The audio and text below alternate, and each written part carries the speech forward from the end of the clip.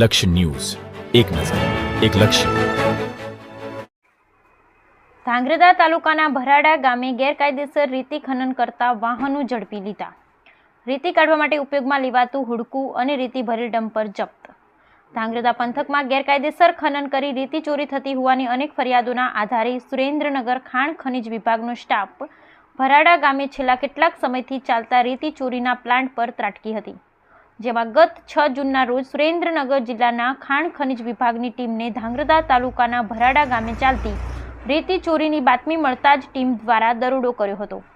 જે દરોડા દરમિયાન રેતી ચોરી કરતા ખનીજ માફિયાઓ ખાણ ખનીજની ટીમને જોઈને ઊભી પૂંછડીએ નાસી છૂટ્યો હતો, પરંતુ સ્થળ પર હાજર રેતી કાઢવા માટેનું હુડકું અને પાસ પરમિટના વગર રેતી ભરેલું એક ડમ્પર ખનીજ વિભાગના હાથે ચડી જતા બંને વાહનોને જપ્ત કરી ધાંગ્રધા તાલુકા પોલીસને સોંપી આગળની કાર્યવાહી હાથ ધરી હતી. Bureau report Brijesh Trivedi, Surendranagar.